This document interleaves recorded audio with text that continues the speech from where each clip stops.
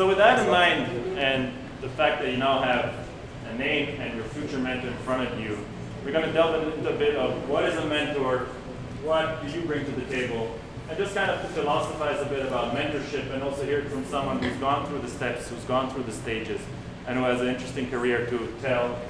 And without further ado, please give a very warm Austin welcome to Raymond Kaminski.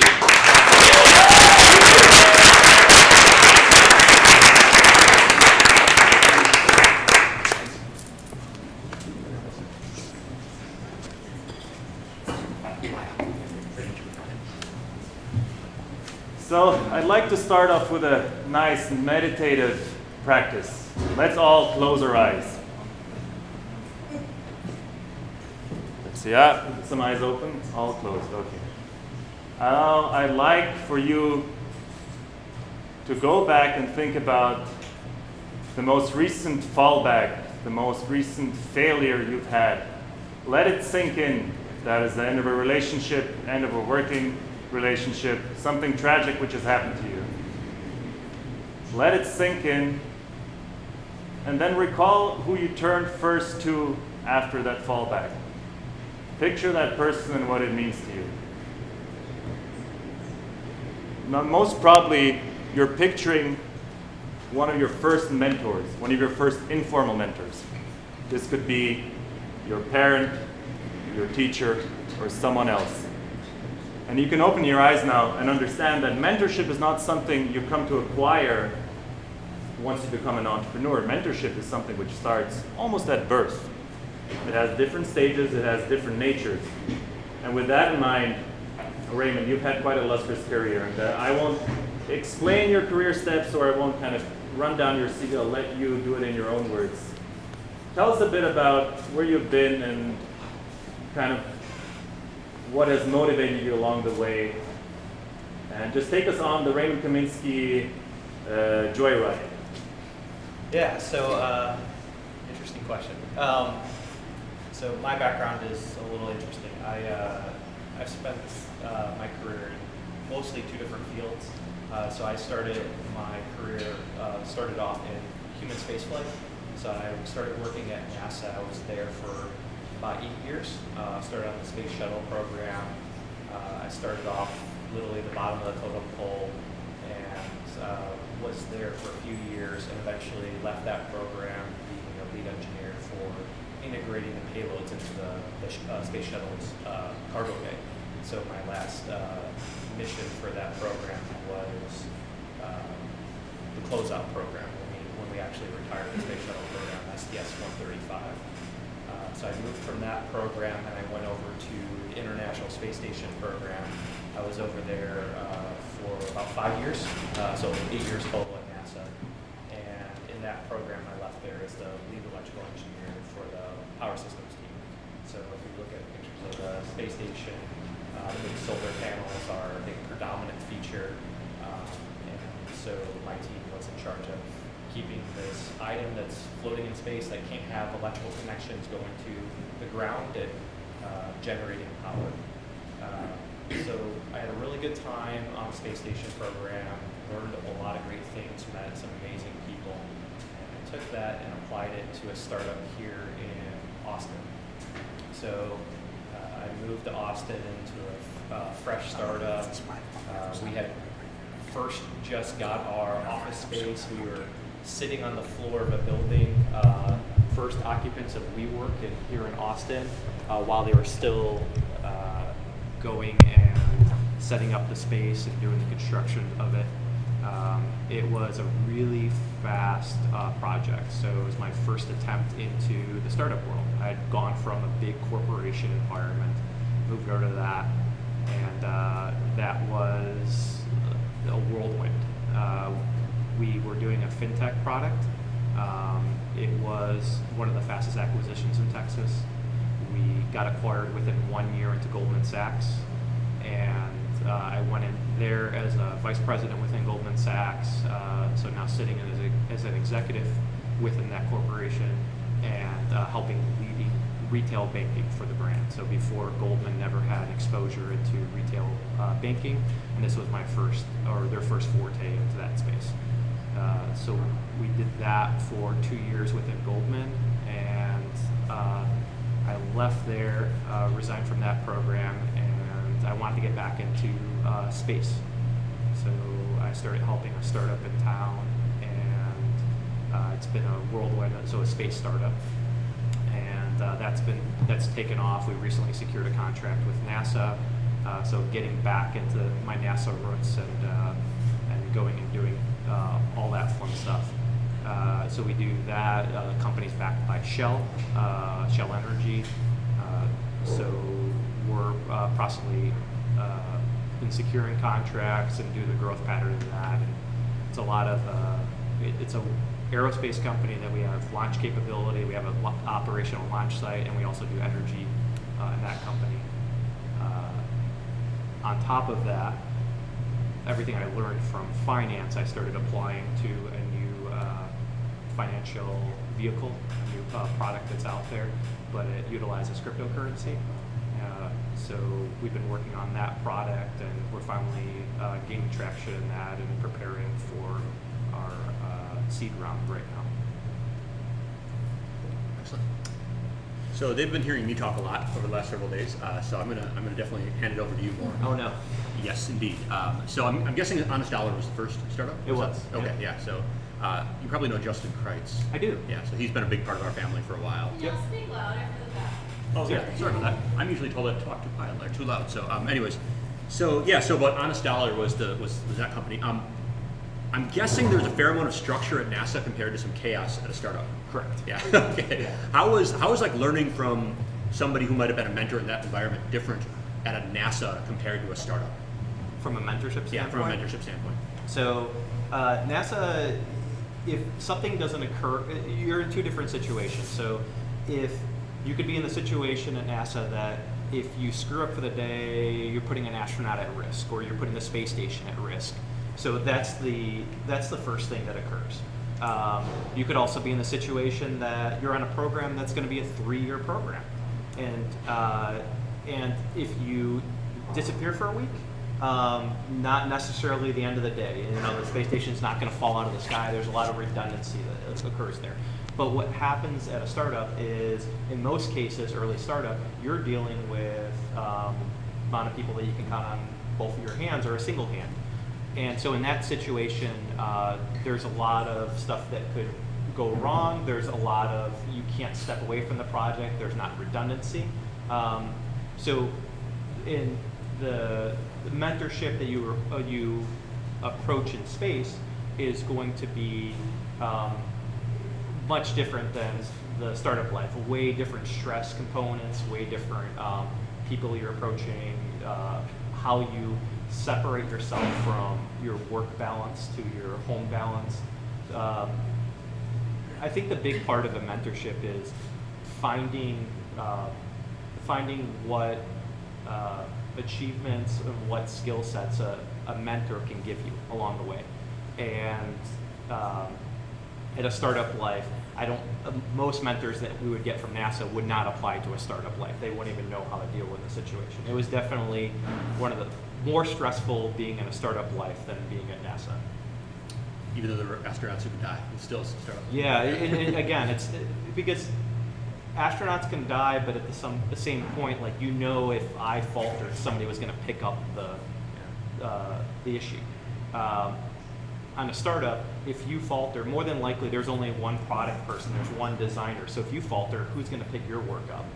And so, and also in most cases, a startup is not well funded. So at NASA, you're not worried that you might lose your job tomorrow. At a startup, you're obviously in that case of what happens. You know, you could be in a situation that it doesn't do well, and now you're going out there and having to look for new work. Okay, that's excellent. So one thing I used to say years ago is that your mentor is not a life coach, but I think to the kind of some of the stuff you said, I've sort of come around that in many ways that is not actually true, and especially with the stress component. A lot of founders I talk to in particular are dealing with the stress of, like, I haven't had a vacation in 2 years, and I feel like my relationship's really suffering. So it becomes like lifestyle. Like, how do you deal with this kind of stuff? Have you found that to be true at all? Yeah, it's well, and I will take a step back. I'm still on the component that there is a big difference between coaching and mentoring. Okay. So coaching is definitely an active component. So if you bring on a coach, they are not necessarily going to just listen to what your issues are, what you're trying to work through, and help advise you into the next step. But a coach is going to say, I've heard everything you say, but you need to improve on these 20 other areas that we haven't talked about.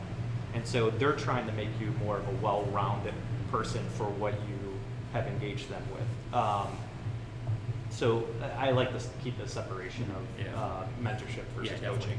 Definitely there's a difference in, but yeah, I think there's a lot more of that kind of like stress component of dealing with. Yeah, so first, stress, I've approached it different ways all over my career. So when I was at NASA, I used to always disappear for 2 weeks. Like I would find a point in time, we would no handoff, and I was gone. And so I would go on a vacation somewhere or cruise somewhere, I'd put down the phone, and I couldn't talk to anybody. Nowadays, it's different, right? At a startup, like, can you put down your phone? Well, no, it's really hard. So you try to find ways to recharge in real time. So I try to find ways to recharge if I can get 1 day a week that I can be alone with myself and just think through thoughts, actually be able to get out into nature, to meditate.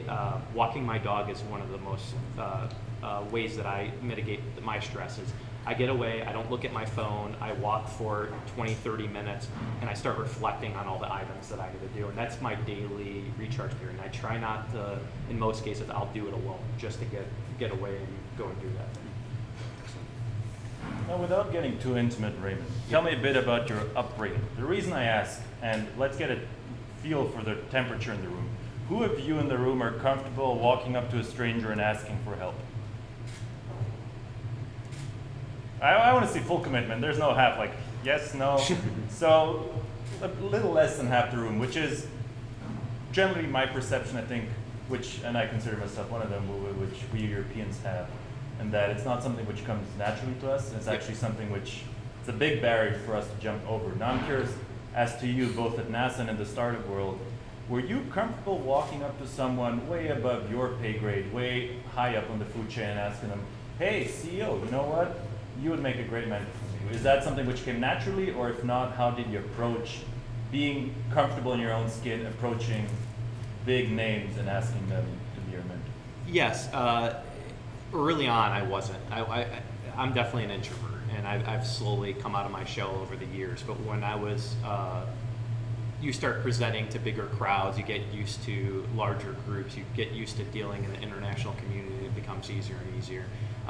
So getting back to the question of approaching a C-suite person, when I was at NASA, I approached Dennis, who was at the time, he was the president of Boeing Defense and Space. He eventually became the COO of Boeing. Now he's the CEO of Boeing. And I went out to him and said, hey, can you be my mentor? And I was surprised. You know, in most cases, in anything in life, if you go and don't ask a question, the answer is always no.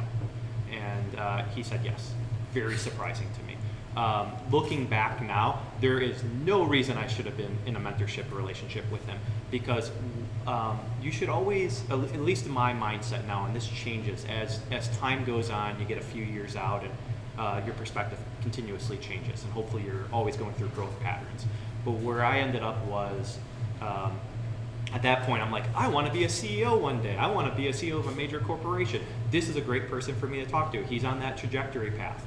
But what I realized is you really should approach somebody that's maybe 1 to 2 steps above where you're at, because they know where you're coming from. You're not asking really outlandish questions. They are closer to overall understanding or how to get to where they are. But when you start getting where you're approaching somebody that's 5, 10 layers above where you're currently at a major corporation, maybe the questions you're asking them, they're on a different mindset, they're at a different level, and the advice that they can give you is not applicable for that type of stuff. Would you suggest it gives you the wrong impression that your career would look something like that if you do that?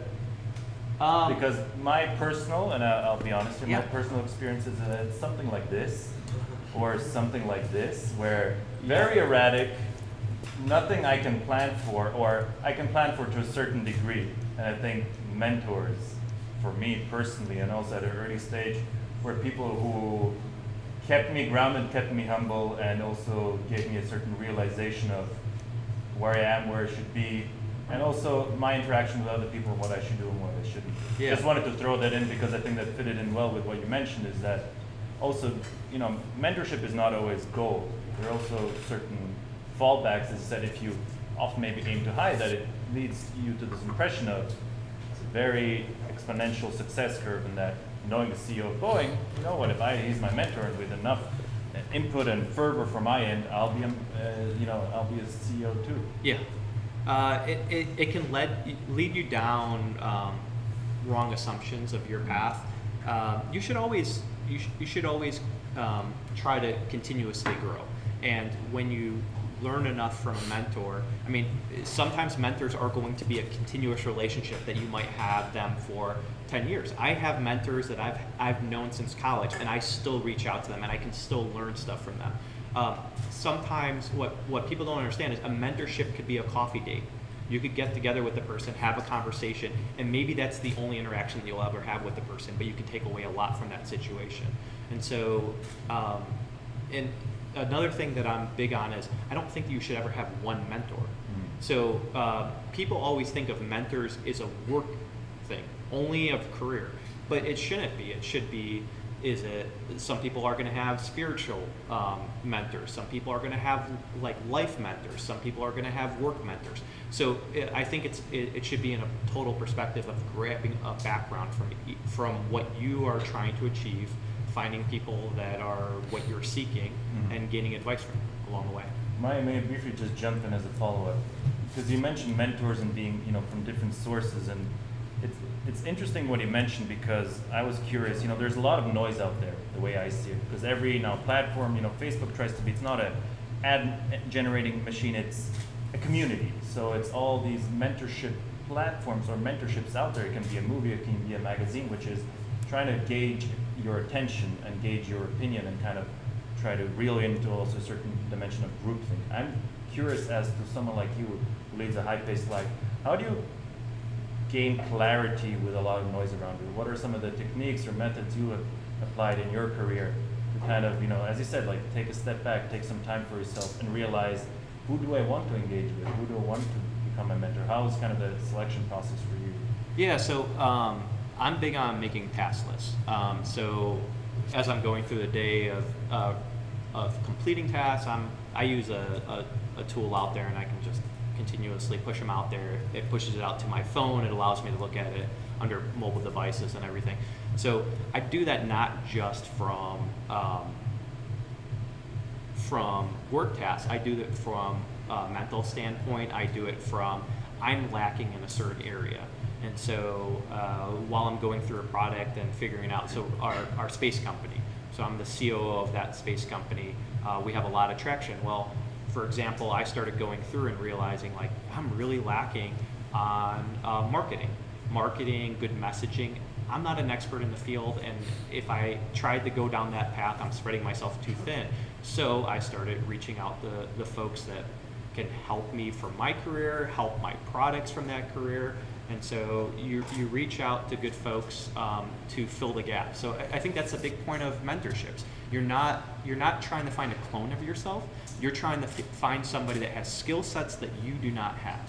And that goes everything from, I have friends that are yoga teachers. I have friends that are business people. I have friends that are martial art instructors. Everybody's got a different skill set. And I have mentors from every different background, and each one of them balances me out and has a different skill set that helps me out in my career. Cool. A couple questions. So I like your story about reaching out to the future CEO, and just, and especially you're like, I want to be a CEO someday, so you can teach me something. Yeah. Do you look back at anything like in your that time or like your first meeting and you say, like, wow, I can't believe I did that, or I know so much better? Like, is there any kind of embarrassing stories you can share from that time? You're going into a meeting, you're sitting there shaking because you're not expecting that kind of background. So you're meeting with somebody, you're meeting with their security, like their security personnel, because this person is worth, many dollars, right? And so you're going and the office assistant is saying like, nice to meet you, and I'm going to be sitting in this meeting and taking notes and figuring out follow-up action. And you get in that situation like, what the heck did I do? I've definitely like overstepped my bounds here. And so what questions do you ask him? And I can look back now years later and say, I probably asked the stupidest questions ever and was probably a giant waste of his time, but he was super helpful. And coming off of that meeting, we still maintained a good relationship. He was willing to connect me with other folks that were more suited for my skill sets. And as my career grew, he was somebody that was willing to continue talking to me. So he passed me off to John Shannon, who was the ex-head of the Space Shuttle program, Space Shuttle manager for NASA, and then ended up being the head of the International Space Station program. So it was more suited. So Dennis was like 2 steps above him. So he stepped me down to somebody that would be like, okay, this is probably somebody that is better suited for you. Now, as my career grew, Dennis was still willing to go and take messages from me, emails, but I would consider I got more out of the relationship with John. Sure. Before we go any further, Robert, how much time do we have before we should get Q&A? Well, I would say it's not a one-way street. Not a you one-way guys street, have a lot on your mind. I'm sure jump in if there's something which is a cue for you.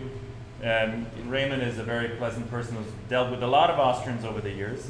So he'd be happy to hear from you guys and kind of where you stand, your thoughts on entrepreneurship. There are no right and no wrong answers. We like to think of this, it's a campfire minus fire and marshmallows. So next time we have marshmallows at our office. We can probably. Okay, so someone has to bring the logs and we'll start the fire alarm.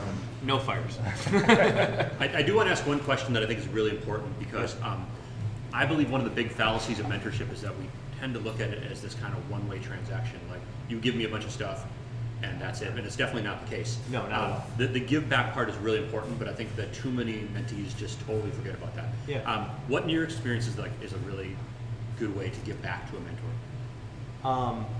And what does a mentor want on their side? Yeah, so let me approach it 2 different ways. So I think what's a good way to answer this is when you ask somebody to be a mentor, you're asking them to commit, in most cases, a lot of time, especially if the person is very busy. And I mean, in any case, if you're reaching out to somebody, you're asking for a time commitment. If it's an hour meeting for coffee, or it's going to be a continuous once a week, once a month session, you're signing up for something. So what do we get out of it? What does the mentor get out of it? We get perspective. We might be far separated from what we're doing, and so as we get a chance to answer questions, we get to reflect on the past, because sometimes these questions are not on our daily thought process. So anybody here might ask a question and it will jog a memory, jog a thought, and say, wow, like I haven't thought about it that way. And it now puts in the back of my head, well, I'll add that on my task list and continue to go. So I get a huge amount out of mentoring somebody, but I'm I have to pick who I'm going to mentor with. I'm always willing to go and have coffee with somebody, but if it's going to be a longer term relationship, I have to make sure that it's something that I can give a time commitment to, and they can be successful. So what do they get out of it? They're getting advice. The difference between coaching and mentoring. Coaching, they're getting, here's everything you need to do, and a mentor is, you can be candid, you can be honest with the person, you can tell them problems you're having in your career, concepts of how would you do something today that you've done different in the past, any falters you've found along the way. You can tell them stories and maybe they find a way to connect you. So there's a lot that a mentee will get from the relationship, but they have to know what they want going into it, and they have to be clear. So you don't want to leave this open-ended relationship. The worst thing you can do is just go up to somebody that you don't know and say, can you mentor me? More than likely they're going to say no. You have to already have started some kind of relationship. There has to be some kind of parallel to what you're doing. I would be a horrible mentor to go and talk to somebody from the music industry. I don't have perspective in that point. I'd be a bad person to go and talk to outside of space, finance, startup, and software. Like those are kind of my things right now. And so I love to talk to people about it. But if you get outside that realm, more than likely I'm going to say, no, I need to pass you on to somebody else. Cool. What about kind of showing vulnerability to a mentor? How important do you think that is? Because there's a lot of people in the startup world that have this kind of fake it till you make it attitude. So in one sense, you could come in acting like that. On the other side, you could come in just being really open about, like, Cam talked a lot about imposter syndrome, like feeling like, man, I'm doing all this stuff and we're going great, but sometimes I don't feel like I belong here, or I feel like I'm way out of my depth. Like, how important is it to show that? For the mentor or for the mentee? For the mentee to come in showing that vulnerability. I mean, they have to be honest, right? You should only ask questions that you're trying to get legit answers for. Mm-hmm. And so, the worst thing you can do to any relationship is go into it with distrust. So if you go into it and you try to pretend who you're not, eventually you're going to get exposed and it's going to cause issues. So if you have a startup, and I mean, a lot of you are going down the path of entrepreneurism, and if you're creating your own startup and saying, this is what I want to go and do, you can be honest with them and say, like, hey, I'm fresh out of school, or I've had a few jobs and here's my path, or whatever. And it builds a background to what maybe they should recommend. Should they go and recommend, like, hey, listen to these few podcasts, read these books, come back to me, let's discuss this next time. And so they need to know what level they should be guiding you through your career. And so if you don't do that, then how do they become familiar in that background? One thing I think is one of the really important, if you're looking at what you get out of a mentor, the final, thing that it should look like is that you and your mentor should, when you look back at it years later, say, we are actually more like peers at this point than just the mentor and the mentee. And I think what's really cool about that is that it transcends your one thing that you're working on right now and becomes more of a full lifetime stuff. So it sounds like you've definitely reached that with some. Do you have, like, is there a moment where you have like a really influential person where you realize, like, wow, we're more like peers than me, just the learner, and this person, the awesome person? My most memorable mentor was only one step above me, and so and then eventually we became equal. So when I became a lead, he was a lead. So when I moved into the International Space Station program, I wasn't a lead yet. He was my lead, and he was the most humbling, honest, nicest person ever. This guy from Houston, Matt Scudder. I love that guy, and he became a brother to me. And we sat right next to each other, and he was willing to explain everything to me. And there wasn't a selfish manner where he was trying to worry about me coming up to equal level or outgrowing him. He was willing to go and show me everything that he knew. Now, from his background, he had amazing engineering skill sets. He had a great way of understanding the electrical system, but from the business side, wasn't that. Like, he didn't have that skill set. And so I used that mentor relationship to grow from that field, trying to grow to like a chief engineering route. And I used business relationships to grow that different perspective, because I realized it was identification. It was like, he's really good at this. But yeah, by far the best mentor I've ever had in my life.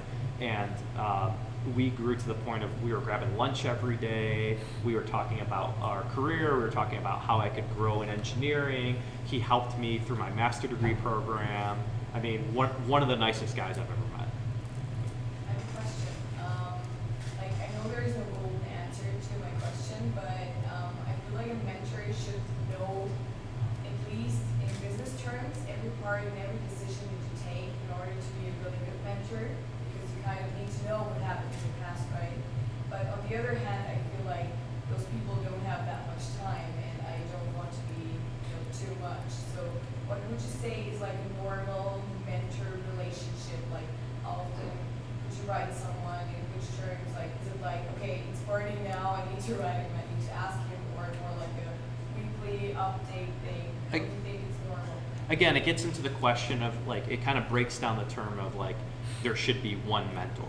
Like I believe there should be many advisors in your life, and so there's people that are in this room that I will still reach out to and ask questions, and I respect their opinion, and I think they're an amazing advisor, and they have skill sets that I don't have. To my more strategic mentors, I reach out to them when I need to. I'm not going to randomly just email them once a month just to say hi. I will check in with them every once in a while. I'll send cards. I'll make sure I keep that relationship fresh. I'll go grab dinner, drinks, lunch with them every once in a while just to make sure that relationship is still there. But I don't think there's a set number. Like I said, there could be mentors that you go down and it is a single day relationship. It is, I'm going to go and hang out with this person once. I want to pick their brain on a few things, see what their thoughts were, and maybe I lead there and I'm like, this guy's amazing, but like I don't need like a continuous like conversation with him. I got enough out of that conversation that I need for right now. But you always leave it open that like it's a networking thing. You want to connect with as many people as you can, and at different stages of life, you will reach back out to them. So like I think a great story is for the space company, I'm the COO there, and my friend Mark is the CEO. He used to work directly with Jeff Bezos, and so he was the lead of Blue Origin, the capsule program that he sells off of $1 billion of his own stock every year in Amazon to fund a space program, and it's for human space flight. So he worked directly one-on-one with Jeff, and they went years without talking to each other. Not because there was any issue, but because Mark was going on a different path, Jeff was doing his thing.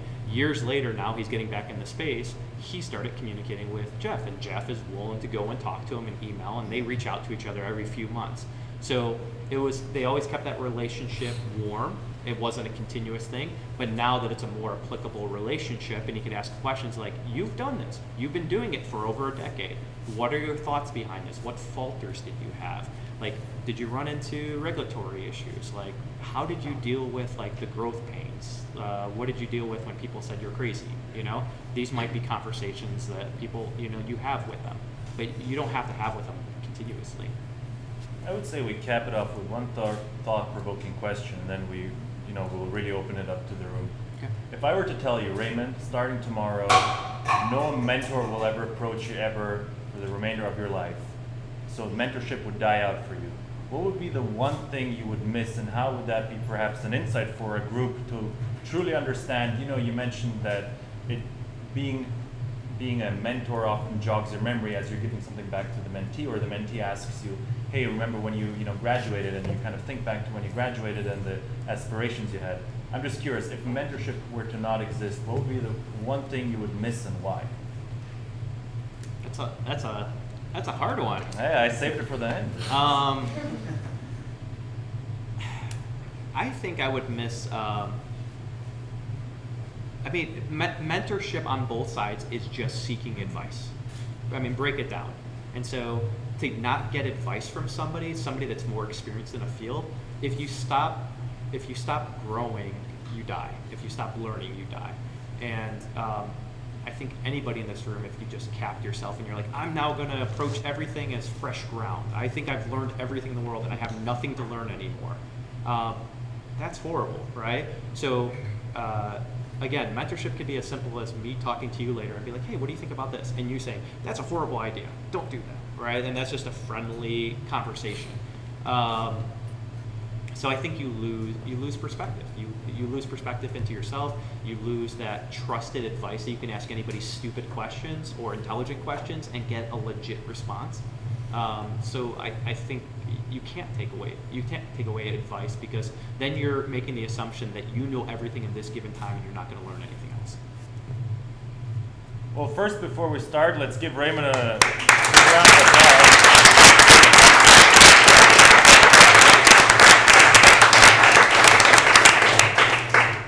And let's hear it. Ava? Yeah, you just mentioned that you try to make as many connections as possible and you connect very regularly. And I personally often face a trade-off between bringing my own project forward and working on that, and meeting new people that might potentially have some skills I can learn from. to meet new people and when to work? Because it's always a time commitment. Yeah, so I mean, in mentorship in general, you should always give back more than you give. If you start always asking of somebody, eventually nobody wants to talk to you anymore. So any chances you can give to give back are important. If I reach a situation where I need to hunker down and focus on stuff, I tell people, like, I can't meet with you for a week, I can't meet with you for 2 weeks, but I will go always and attempt. If somebody's willing to reach out to me at this stage in my career, and then maybe that changes in a few years, but this stage in my career, if anybody's willing to reach out to me, I meet with them. Like, I've done 3 of these, 2 of these, I don't know. So, and I've had people reach out from the Austrian thing. I've done a Reddit thing in the past for space flight and had people reach out to me. Responded to every single person because it's fun to talk about stuff. It's I don't ever feel compelled to give an answer. Sometimes I respond and say, I don't know, like, and you should always feel okay with that answer. So I would say your step in your career, always be willing to take a connection because you never know when it would be beneficial, and always be willing to give back because the more you give back, the more people see that you're genuine and they're willing to help you in the future. Then let me give a great example of that. I gave a talk a month ago with the Austrian group, another Austrian group.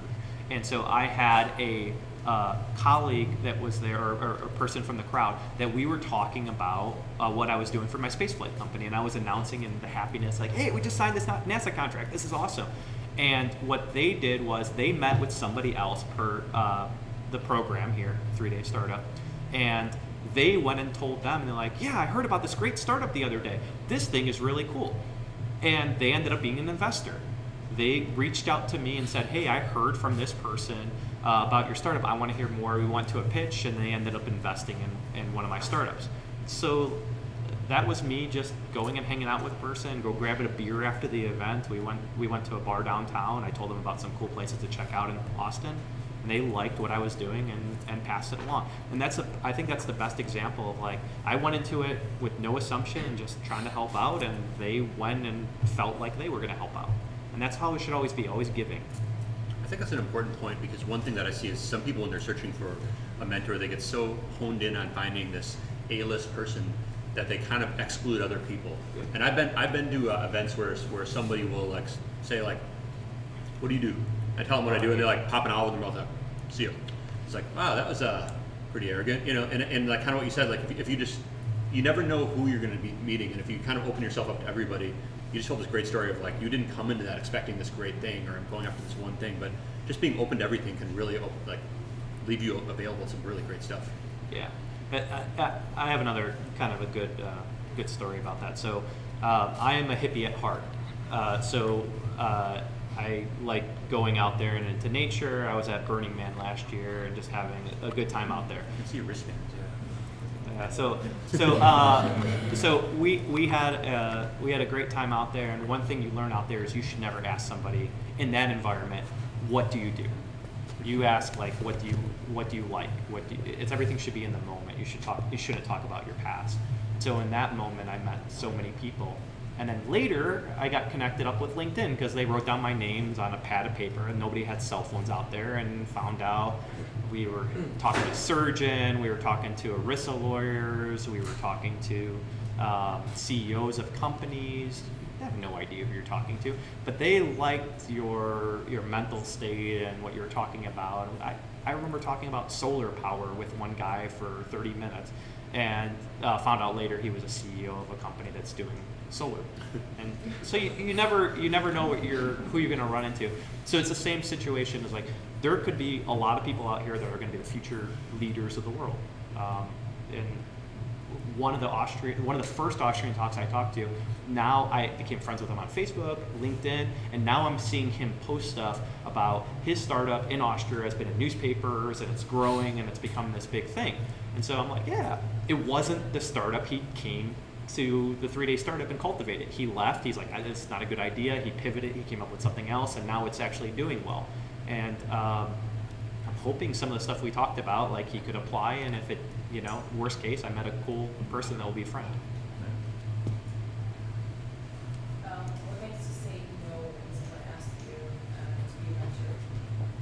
if I notice a background that I don't think is applicable, or I'm willing to talk to anybody, but so I'll grab a coffee luncheon with somebody or go grab a drink with somebody. But if I realize that I'm not beneficial to what they're doing, or they don't know what they want yet, then I usually redirect it around and be like, what do you want out of this? And if it's open-ended, they're like, I mean, I'm looking for a mentor. I'd be like, well, what do you want out of it? And they have no answer. Be like, you need to figure out what you want, and potentially I can connect you with people, or I'm the right person. But like, I don't want to waste your time. I don't want to waste my time. This shouldn't just be like, I want to be connected to a person for the fun of being connected.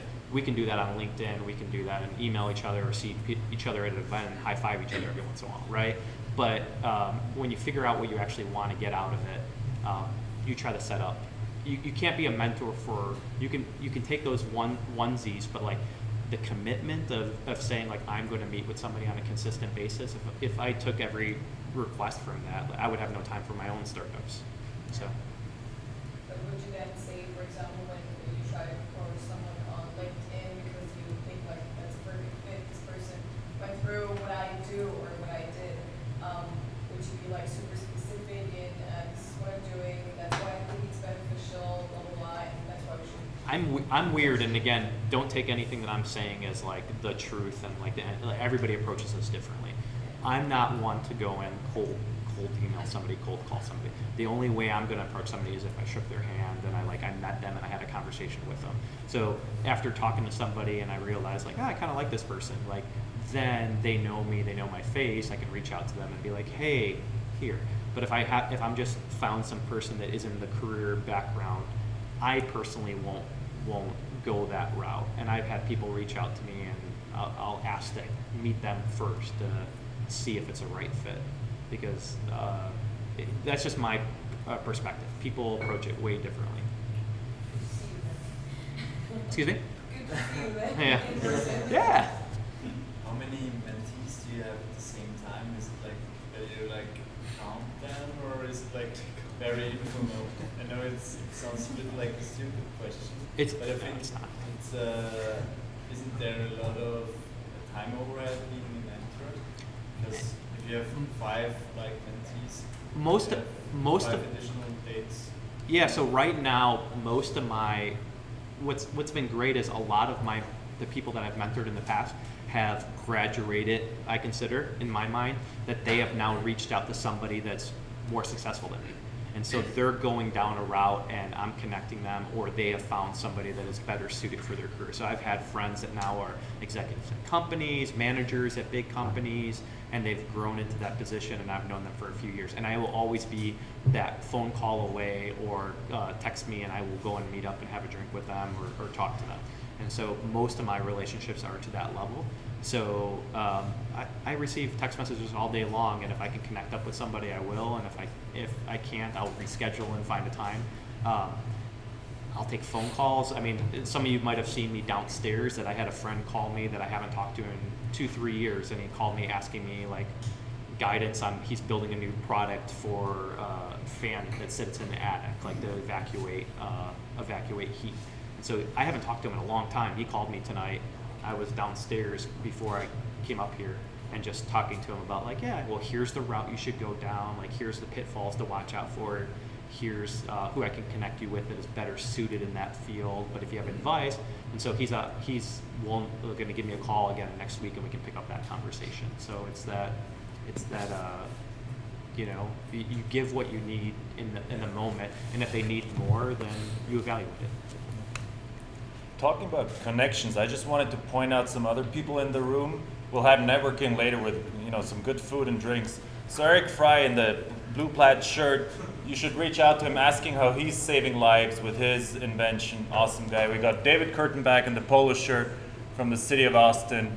Martin Hall in the short shirt, if you want to stand up, wave, with the 10 Capital Group. So if you want to find out about VC and angel networks here in Texas, he's a great guy to get in touch. And of course, we have one of our great RENA members, Andy Batter, who's very active in the biosciences space. So if CRISPR, gene editing, CAR-T is interesting to you and you want to find out the innovation on that end, go talk to him. Also, pick his brain on how it was to be an Austrian, to come here, to pivot from academia into investing.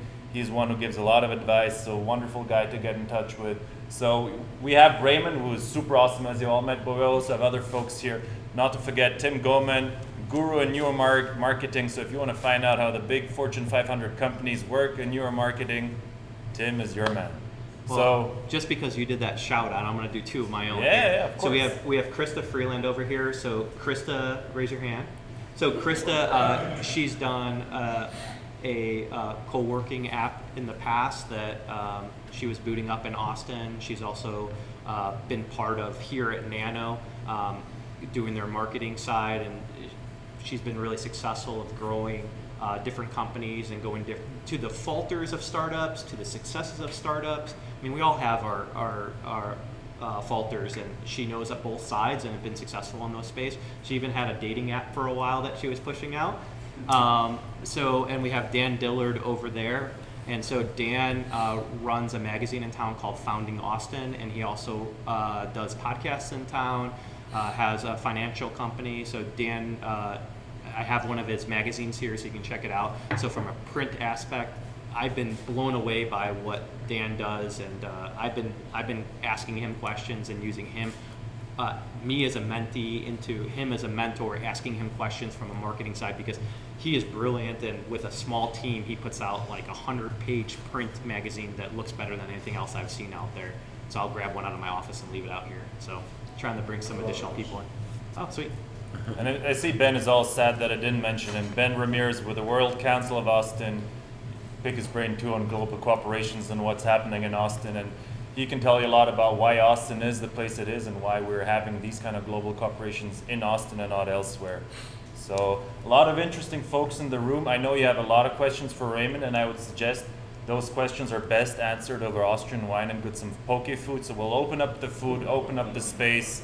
We've got over an hour. Have a good time.